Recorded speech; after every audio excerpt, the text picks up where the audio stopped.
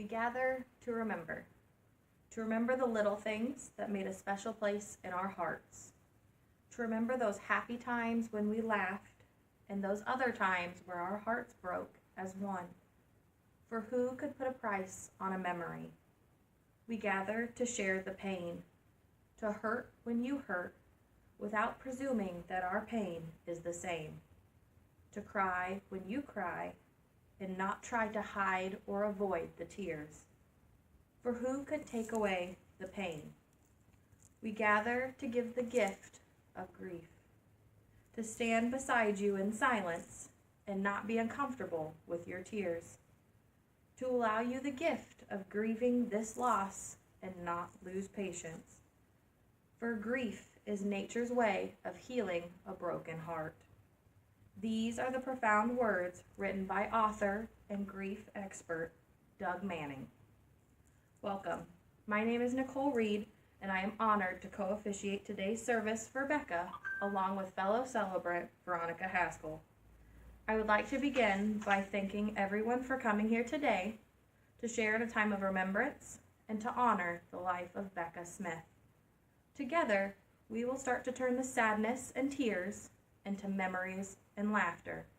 We gather with Becca's family, her mother, Mary, father, Joe, husband, Bobby, son, Shane, grandma and grandpa, Betty and Frank, and many other family members and all of her dear friends. We are here to support you as you begin the long journey of healing. When someone important in our lives is no longer among us, it calls for a sacred moment to stop, to reflect, to measure, and to start finding places in your heart to put the Madrid of memories that will last you a lifetime. We cannot begin to go forward until we pause to look back. When we lose someone, at first, we are in shock. Our minds are in a whirl, and some may wonder if they will ever think straight again. That's all quite natural. We need to start establishing the significance of the person we lost, and we do this by telling their story, remembering all of the verses of their life song. Our service today is playing a part in establishing the significance of Rebecca Ann Smith.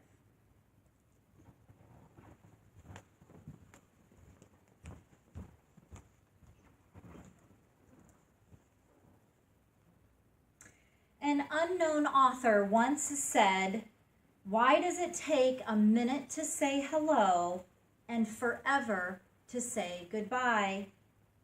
Today is the start of goodbye.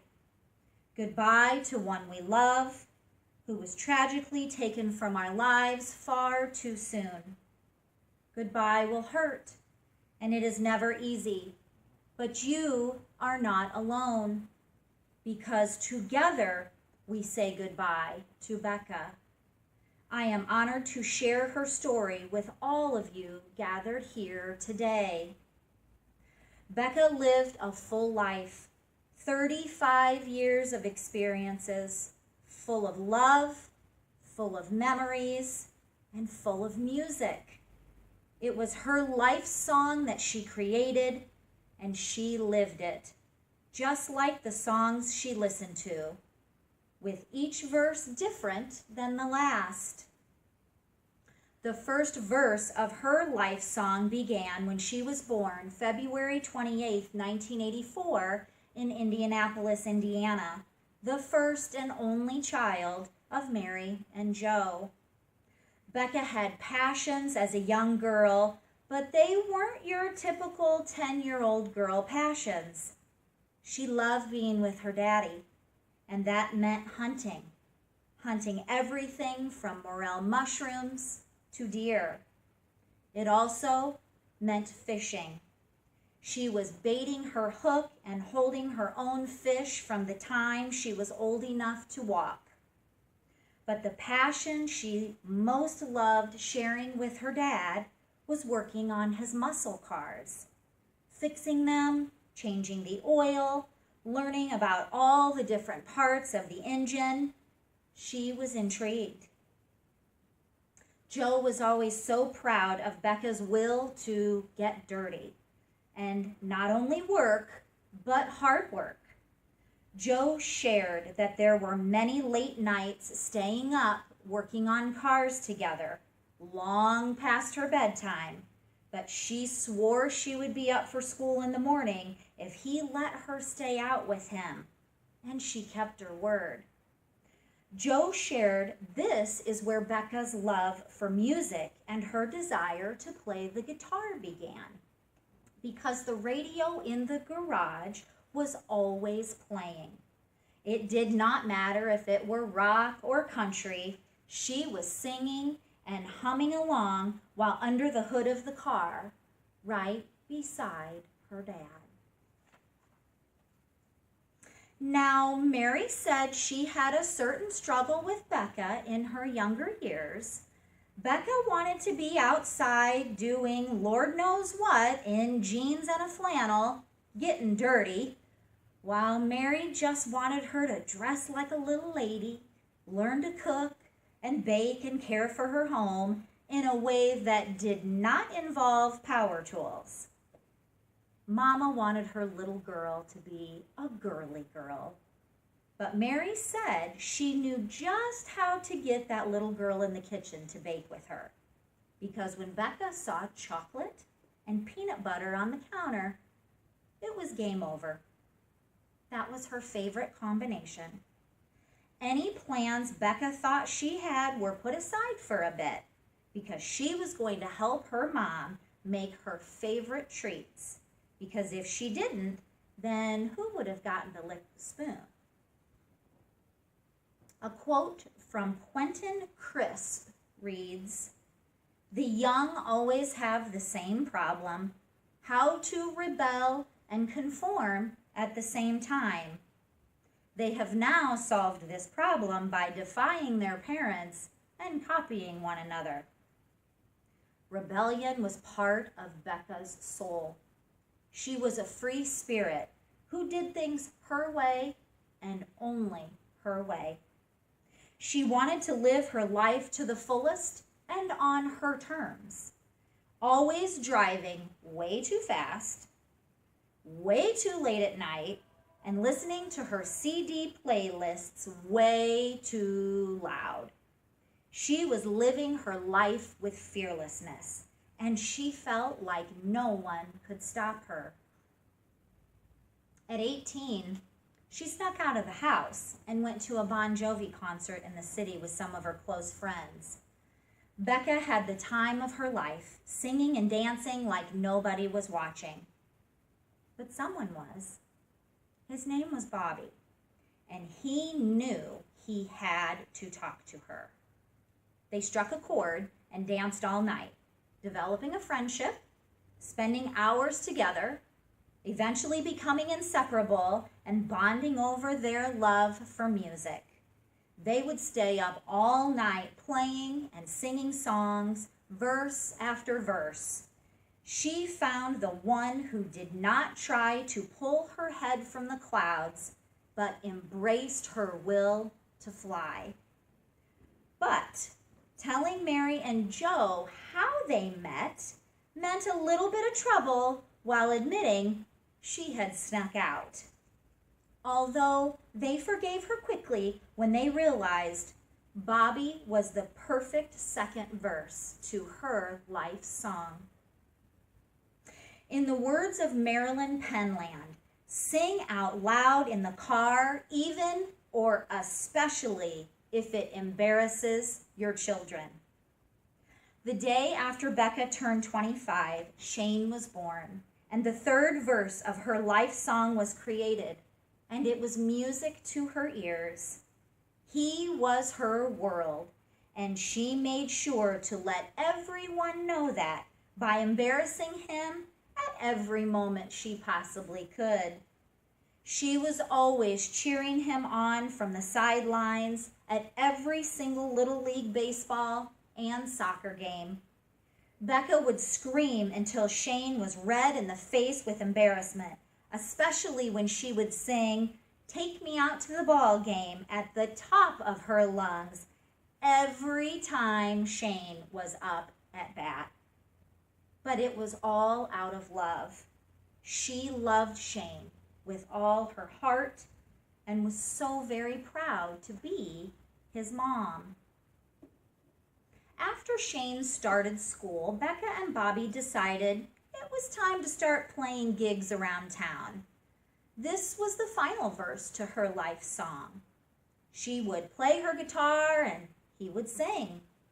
It was time to start sharing their love for music with all of those around them and not just their families. But Becca told Bobby that it was not good enough just to go out and play cover songs. They had to play original songs. So she got to work, writing songs about love, life, growing up, and growing old.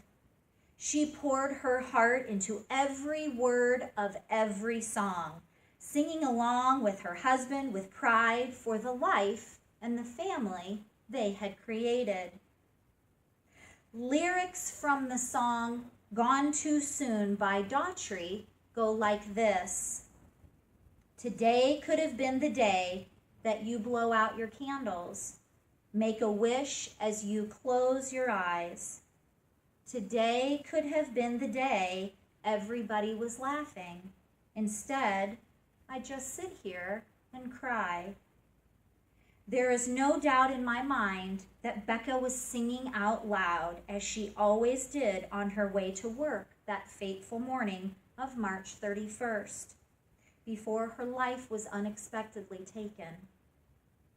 It's okay to cry. It's okay to be angry and upset, in shock and disbelief, and you so want this nightmare to end. Becca was taken from this life and from your world far too soon. And moving into the future without her may seem like an impossible feat. Now every soccer and baseball game will feel a little quieter without her. Every live band at their favorite restaurant will bring back memories of her playing guitar on that very same stage. And who will lick the chocolate off the spoon? But Becca will continue to walk with you, even though she has passed on from this life. Her memories and her stories will live on through each and every one of you. She will be there for every verse you sing, probably humming right along with you, even though you cannot hear her beautiful voice. Continue to share her memories with one another. Don't be afraid to say her name or tell a memory with her in it. Becca's family will not go a day or even a moment without thinking of her. And when you talk about her, you will not cause them pain, but you will give them a safe place to share their stories of Becca with you. One of the ways you can keep her memory alive is when a song comes on that makes you think of her, sing it loud. When you see a beautiful muscle car, think of how much Becca would have appreciated it. And the next time you have a chocolate and peanut butter dessert, remember that was her favorite. These are the verses of Becca's life song. And while each verse is different and significant, the chorus remains the same. Becca was a beautiful woman with a loving, wild, and musical soul. She was deeply loved and will be missed by all. So when you leave, share her memory, sing the song of her life, and if that brings you to tears, let it. Let the song of her life story comfort you as you walk the path of grief. But know you are not alone. as Becca Smith touched the heart and soul of everyone here, and they will sing her song with you.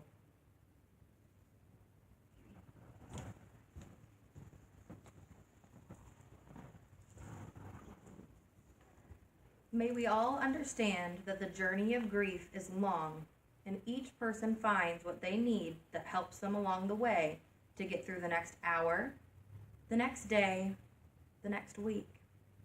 May you be kind and forgiving with each other. Remember to offer hugs, help, and I love yous every chance you get. May you understand that your tears are memories in motion, and that there's no better way to express your grief than through the sacred moments of crying. As we close our most special time together today, I have one more thing about Becca that I must share with you. She kept all the CDs that she burnt, along with many CDs that she collected over the years of her favorite artists. Her collection could put some radio stations to shame, Bobby would say. A small portion of her collection is here today, and as you leave the chapel, please take a CD with you. Becca's family wants to keep her love for music alive by sharing her favorites with you. Let this CD serve as a reminder of Becca and her memory. And the next time you're driving down a country road in the afternoon sun, put Becca's CD in. Select a song, roll the windows down, and sing along as loud as you can, because that's what Becca would have wanted. As you go forward today, may you feel blessed to have known Becca and the love and friendship you shared with her, and may the memories she left you with last for a lifetime. Thank you.